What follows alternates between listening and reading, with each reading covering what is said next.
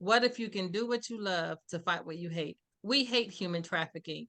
So if you are a graphic designer, go volunteer a couple hours for graphic design work at an organization in your area. If you are a cleaner, volunteer to clean. If you are a lawyer, volunteer your services, your legal services.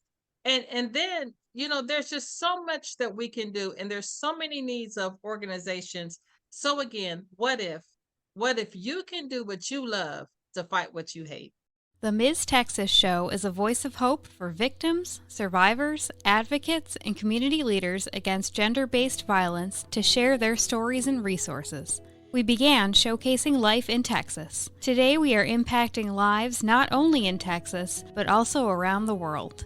Under our segment Military Time, we run this segment in partnership with the National Veterans Chamber of Commerce. We invite military and veterans who have overcome traumatic events to share their experiences during and after their military service. Under our beauty segment, we invite fellow pageant winners and contestants, artists, musicians, actors, models, and dancers, and last but not least, our survivor leaders from family violence, sex trafficking, sexual assault, stalking, and other traumatic events who are ambassadors for these causes to share their lives and the impact they have made. To become a guest on our show, email us at MsUSATexas@gmail.com. If you would like to support victims and survivors of gender-based violence, make a tax-deductible donation to Hope Pyx Global at www.hopyxglobal.org. Well, hello everyone. Welcome to the MsTexasShow. And we are very excited during this Human Trafficking Awareness Month. We're really honored to have Dr. Marlene Carson on the show today. And Dr. Marlene Carson has so many titles, just to name a few. 3 times Presidential Lifetime Achievement Award recipient, Chair of the U.S. Advisory Council on Trafficking, coach, author, international speaker, social enterprise consultant. And she has a long bio, and we're going to interview her to get all the insights Oh from my her. goodness. And before that, we were just talking and say, how do you, remain so useful while you do all the work, so beautiful that you're doing the work, truly beautiful inside and out. And welcome, Marlene. Thank you. Thank you so much. I'm so honored to be here with you today. Yes, so like I said, you have done so much work.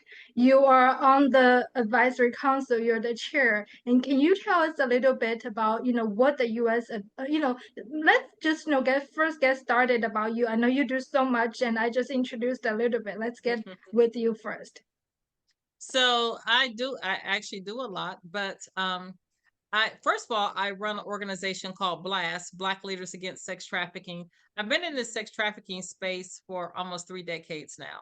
And so as a survivor of trafficking, it was my mission to help survivors to reclaim their life, to reclaim their voice, to get their dignity back.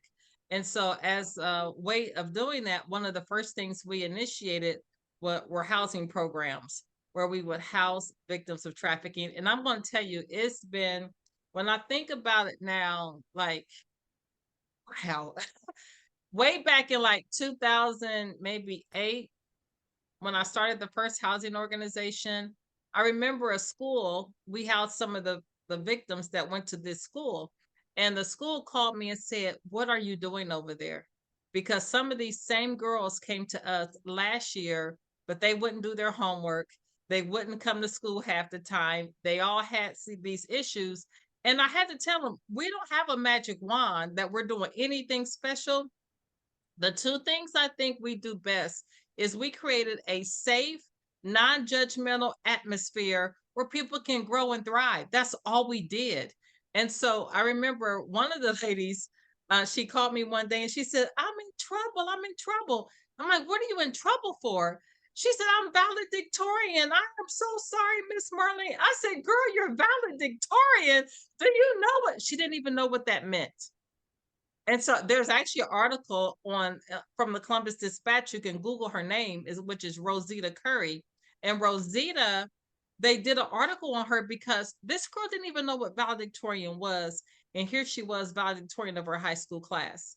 She went on to do much greater things, but that the only thing we did in that housing program was create the environment where they can have a safe place to grow and thrive. So fast forward, we started Blast, and Blast is an organization for people of color. So I understood that out of all these years I've been doing this work, there's been no place for people like us to have specifically for us. And especially when it came to diversity, to hair products, to, different things that different people of color may need, organizations weren't mindful of that as long as they can supply something. And no, we want to do a little more than that. And so my heart and passion has really been, let's serve the survivors where they are, meet them where they are, not us come and get them and think we're the rescuers and take them where we think they should be. No, let's meet them where they are. And so again, fast forward, I became a member of the U.S. Advisory Council on Trafficking 3 years ago, and I became chair of the council just in December, I believe it was. And even though I'm not speaking on behalf of the council, I can speak to my part. And what the council does is make recommendations to government entities on how to better anti-trafficking initiatives under their realm of influence. That's what we do as a council. That's amazing. When I was reading your bio, that was so long. That's why I'm like, I think I better just let her introduce herself. Thank And you. one of the first things you said on your bio was you have built multiple trauma-informed Yeah. safe spaces, and that's really the key is the trauma-informed. I love what you Sure. said about being a safe space, being non-judgmental. As a matter of fact, we recently have a conversation. A lot of times people tend to have this culture of victim blaming. Oh So yeah. it's so great that you are a leader and not only have one but multiple safe Yeah. houses. And I really commend you for all the great work. And again, Thank you. congratulations for becoming the Thank you. chair on the council as well for Yeah. your leadership. Um, you talked about the blast and the organization and with people of color and diversity. I think that's so important about meeting them where they are. And can you tell us, a little bit more about exactly, some of the programs you might be doing?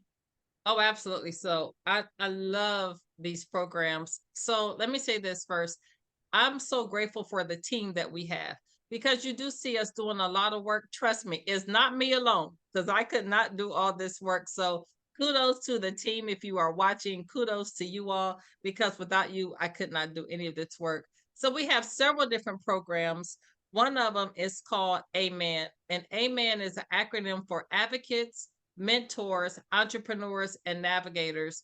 And we created that program as a social justice auxiliary for organizations and ministries.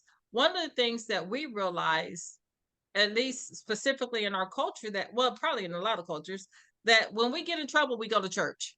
We go to something that's higher than us, something that is greater than us. But the church has not been equipped to handle any of this. Okay. And so we created this program, Amen, to train the churches and leaders on how to help navigate and facilitate victims through a process from healing to wholeness. So that's one of the things. The other thing we have is something called Empower Her. And Empower Her is a professional development program where we actually take them through a year process. For me, people see me now, Eileen, but when I was coming out that life, I couldn't even hold my head up. I couldn't have a conversation, a decent conversation with you, much less a man. Okay. And so it took me years to go through these processes. Number one, because we were always told what happened to you stays with you, like that. What goes on in the house stays in the house kind of thing. And I didn't have a counselor. I was not allowed to have a counselor. And so we went through a lot of this as a family alone. And I think that was one of the hardest things for me because I had no one to talk to. And unfortunately, guess who was always there to talk to? the trafficker. He was always there to talk to. You know what I'm saying? And so in my situation, there were a lot of pitfalls that I had to go through. And I just did not want other victims to have to go through those pitfalls. And so we created Empower Her, which is a professional development. So many people that are coming out of the life want to give back in many different ways. They may not want to be a speaker, they may not want to be a coach, but they may just want to be a peer supporter to another victim that's going through that. Well, we do those type of trainings to get you ready for whatever it is you want to do in this anti-trafficking space. So that's just a few of the programs. That's wonderful. You know, I think for those who are listening, they're certainly looking for resources. Our audience quite diverse. They come from who might be survivors, survivor leaders, or people who are in this life who might not even know the resources. So this is Yeah. really great for them to be able to do that. And one of the questions I wanted to ask you in your bio, you mentioned about thriving and Yeah. entrepreneurship. And I think it's probably connected with the empower her, you know, depending on like what you said, meet them where they are. Can you tell us more about that? Because I totally love where you have been and where you are becoming here. And I really think that, you know, everyone who are still in this or who has got out of it and looking for what they want to do, Yeah. where they want to be next, can really learn from you. You know, I really want my life to become a testimony for what can happen. People probably would not realize at 15 years old, I had a pimp and taken from my family, going to many states that I had never been to, sold around the country, and not even know I was a virgin girl, not even knowing what sex really was, to um, testifying in front of Senate, testifying in front of council, and doing things like that. I really want my life to be an example that trafficking does not have to be your end all. You know what I'm saying? Your story does not have to end with this type of trauma, that there is so much more on the other side. But I will tell you that it's a process to get through the other side, and you don't have to do it alone. And so for me to be able to go through these hurdles, I kind of documented and really laid out answers as I was going through those processes for someone else who may be going through those processes. I also wanted to say that we do have another program, Eileen, for it's called National Access to Justice.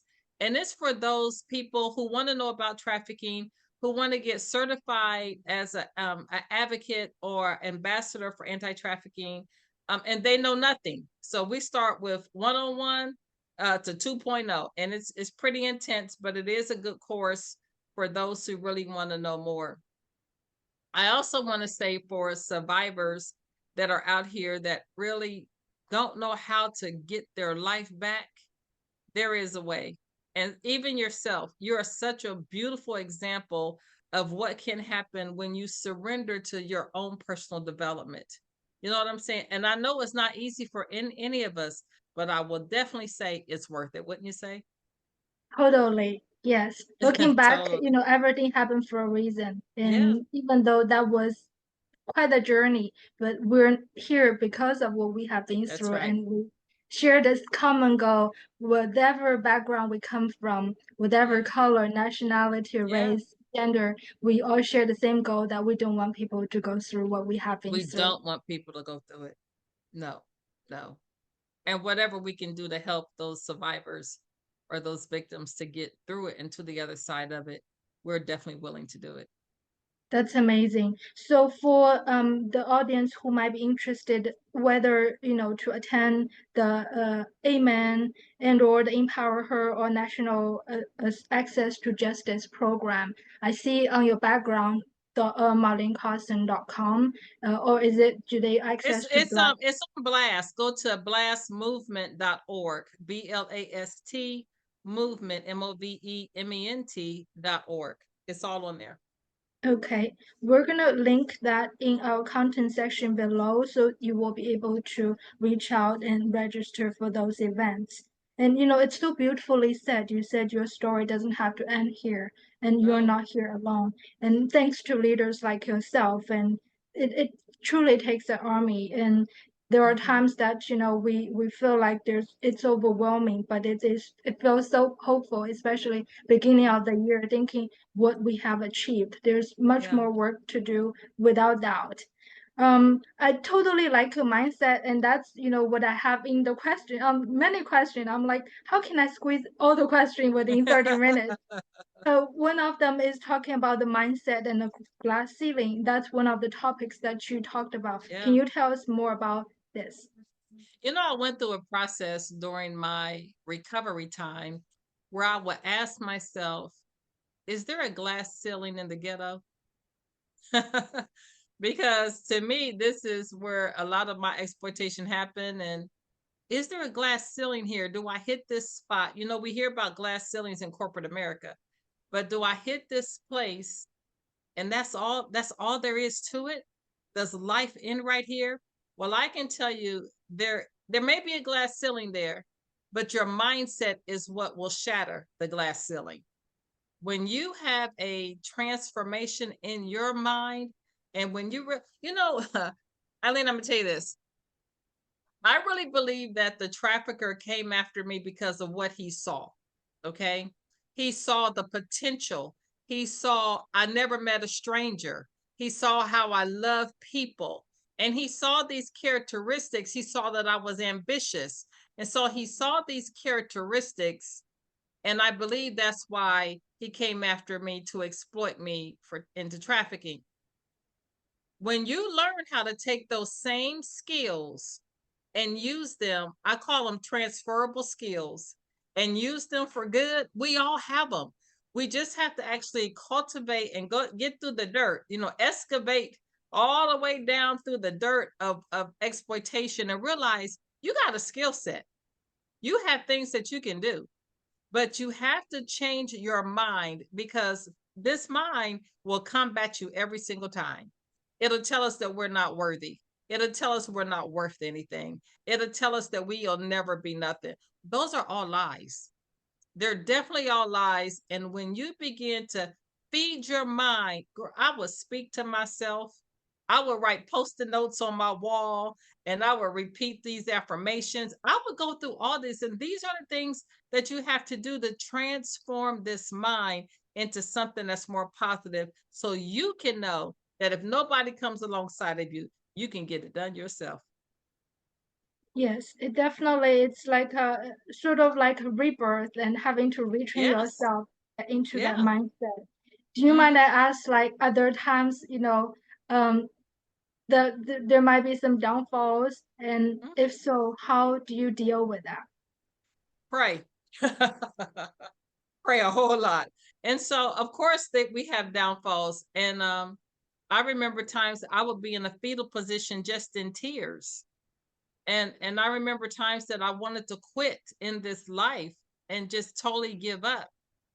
But there was something always pushing me saying, no, keep pushing, keep pressing. And so sometimes I was just telling another friend of mine, sometimes you have to take a break from the press. Okay. Sometimes it gets too overwhelming. It becomes too much that you have to take a break from it all and just sit quietly with yourself and do whatever you do. So one of the things that I would do is I know how to ground myself. I would put my both legs on the ground. I would put my hands on my thighs and I would close my eyes and I would think of a happy place I went to. I would reground myself with these types of exercises and kind of get back to whatever was overwhelming me, push that to the side and get back to a place where I can even process it. Because sometimes it gets so overwhelming, you can't process things. Well, you're no good to yourself or nobody at that point. So you have to regroup. Find ways that work for you to regroup. Hey, for me, it's shopping, okay? I love to shop. And I don't always have to spend money. I just love to shop. I love to cook. I am an excellent cook. So I found things in my life that I like to do that gives me a relief from the stresses and pressures of life. That's wonderful. You know, the grounding techniques I recall when I was going through my trauma, my therapist was like, you know, find just one object and just look at that and then focus on Yeah, that instead of, you know, racing thoughts and sometimes pacing. And each person have, you know, different kind of that's symptoms. right. And this is so right. And shopping, not even to mention that. We call this retail therapy. Even looking at things, Retail therapy. right, right. So, Yes, well, whenever you're in town, hit me up. Let's go, you know, even window shopping absolutely. together. Yes, absolutely. Yes, that's so lovely. You know, with the work that you're doing now, with Blast, with the council, and with the other initiatives, I would imagine that you not only have to deal with your own trauma, and there are times that can trigger you, but there are Yeah. also vicarious trauma from the people you're dealing with. And what Hmm. are some of the advices? Because you know there are so many people like yourself who are leaders now because of what we talked about. They want to do the work not because of the money. We all know that there is It's no definitely money. not because of the money. Right. No. So they do this so that they can avoid this from happening to other people, but they will run into that. What are your advices for them when they run into vicarious trauma? So I'm going to tell you, I ran into that myself just like 2 weeks ago. So you hear all this stuff with Hollywood, the hip hop culture, and even the church that's going on right now. And some of those people that have been accused of things, I know them personally. And it really just took me, I didn't even think I could be triggered like that. It took me back to a place and I became so sad. And I cried probably for the victims that are still processing and don't have the core or the capacity that I have. And these things are going to really, really affect them. And so one thing that I will, this may sound kind of harsh, but it's just reality. You can't let everybody's problem become yours. And so when I say that, you can have compassion for people, but don't have the empathy, especially as a trauma survivor, the empathy that causes you to take on more of their trauma. And so now you're dealing with yours and theirs. That's a really, really rough place. And so when I was going through this a couple of weeks ago, I reached out to my counselor. Look, I've been out the life for years, but I still see a counselor. You know what I'm saying? I still have somebody that I talk to. And so as I'm processing with her, she just began to tell me, like, Marlene, focus on the end game. All of that right now is too much for you to handle. Focus on Blast. Focus on the victims that are right in front of you and let that handle itself. And that's what I chose to do. I cannot take on everybody's stuff.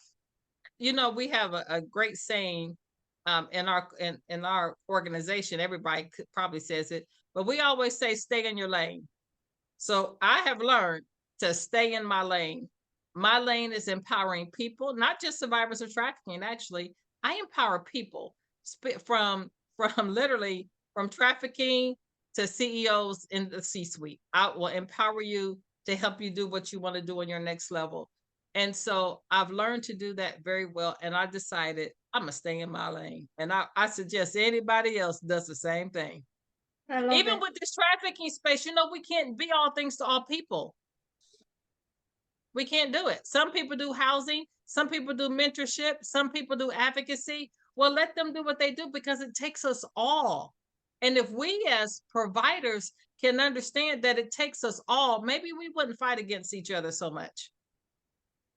You know, that's again, I cannot say like I'm a huge admirer of yours and your spirit, your mindset and everything. That's all about collaboration. You mentioned Yes, about people accusing or being accused. And I think end of the day, it's all about the mindset. If they think that whoever thinks that we're a competitor instead of saying that you know you can do this, you Marlene, you can help with entrepreneurship because you're a great yes, entrepreneur. You can focus on, for instance, the business side, and Eileen, I'm good at the cultural side, so I can, you yes, know, cultural competency. No one can do one. Why do we invest the time? Let's say I believe you can do that. You know, I wholly understand, you know, you're a PhD and you're pursuing more degrees, and I really mhm, admire that. But you know, we don't have that much time. We all only have right, 24 hours. Why right. don't we have this mindset to collaborate? Why don't we have this mindset to That's the only empower way to each do it, if other? you ask me. That's the only way to do it. I don't even want to do it alone. You know, work is hard enough. We have enough to do. We always are piling things up on our plate, but we'll never be good for anyone if we don't allow everyone to do what they're expert in. I just wish we can really, I wish we could really get that, Eileen. Yes, I think I would love to use that as the tagline for this podcast. I really love that. Yeah. And now, with your skills, again, I wanted to go back to the entrepreneurship side and the business side. And Mhm. having built multiple safe houses and now leading Blast and the council, what are your some of your advices on how to make a nonprofit organization profitable? Because obviously, your nonprofit, for profit, even though it has different goals, we have to run a nonprofit as a That's business in right. order to be successful. And I know you are a great success story, so we would love to learn Mhm. that from you. You know, when I first started our organization in 2008, I thought this was something that everyone did and everyone knew. And so I actually worked a job at that time. And the job I worked at, the company had a volunteer match program. So the employees were allowed to volunteer 1,500 hours at your organization, and the company would send you a check for $750, and they would do this twice per year, right? And so what I did was I got about 300 people from the company nationwide to volunteer with us. I gave them a business card, a myths and misconceptions fact sheet, and I would tell, and a brochure. And when they would go out to they didn't even have to do anything different. When they went to the mall or when they went to the grocery store, share our information. When you get back, put your hours or how much time you spent advocating for our organization. We started getting these checks, Eileen. Literally, I think in 9 months, we raised almost $1 million. And I thought people did this everywhere, and I come to learn that they didn't. So that was one of the things we did. And then I learned about social enterprise. And so social enterprise is when you have a business and the business helps fund, it's part of your model for your organization, and it helps to fund it. And so one of the least expensive things to do that you have to have the time or volunteers to do it. You know, you can raise about 20 grand a month with t-shirts. T-shirt, literally t-shirts. So let me show you this t-shirt I have on. Hold on, I'm going to show you this t-shirt. So it's like Vanna White, right? Right. Hold on. Can you see what it says? Yes. I would like to solve the Are puzzle. not for sale. Kids are not for sale. Oh, I love that. Yes. So this is one of the t-shirts that we sell in our organization, and people buy this thing, and then they actually can start a movement. Kids are not for sale, but it supplies funds for us while spreading a message. So that's just Those a are couple of things we do. Yeah. those are really, great ideas. I remember during our private chat, you said you've done like fundraising and do the painting and how you turn Oh something yes. into like fundraiser ideas. And I just love your mind. That was one of the funnest things. We had a fundraiser, it was called Paint My Own Story. And we went to, it was so funny. We went to Home Depot and we bought these plain paint cans. They were $1. And we had ladies like throw paint all over them. And we put some crepe paper inside and we put some little things, it looked like flowers. I mean, we just made them, okay? It was not a big deal at all. Those things we auctioned them off and they sold. And then the ladies did paintings where I remember one girl put her handprint and her baby's handprint, and it was just hands. And she said, I can tell my own story through my hands. That painting sold for $7,000. Wow. Right. And so things like that, this is what we teach. We have a program called How to Create Sustainable Profit for Your Nonprofit. And it does have a cost associated with it for nonprofits, but we teach you how to become sustainable without depending on grants. I don't depend on grants. Yeah, the grants are, are good to have, but there are lots of They're a lot rules of and work. there's competition as well. So I love how you're being creative, and this is just so amazing. I think our viewers here can learn so much from you, from the survivor's perspective of how you overcome what you have been Thank through you. and what you're doing and still dealing with and how you cope with that. From the nonprofit side, about what you can do about fundraising ideas, and not to mention churches and the other partners in this movement. But thank you so much, Marlene. I cannot say enough for all the great work and your leadership, your vision that you're doing. Before I Thank let you. you go, is there anything you would like to leave with our audience for takeaway? I would just say this. In your area, find an organization that you would like to support and support it with your gift. So I always ask this question. My question is, what if? What if you can do what you love to fight what you hate? What if you can do what you love to fight what you hate? We hate human trafficking. So if you are a graphic designer, go volunteer a couple hours for graphic design work at an organization in your area. If you are a cleaner, volunteer to clean. If you are a lawyer, volunteer your services, your legal services. And then, there's just so much that we can do, and there's so many needs of organizations. So again, what if you can do what you love to fight what you hate? And answer that question for yourself and donate your times and services to organizations near you. That's amazing. I can't pick like what do I use, the other tagline or this tagline? It's just like you are so amazing. And thank you so much, Marlene, Thank and you. for the work you do again. And you are watching the Miss Texas show. And today our special guest is Dr. Marlene Carson. And we look forward to hearing from you and tune in for our next episode.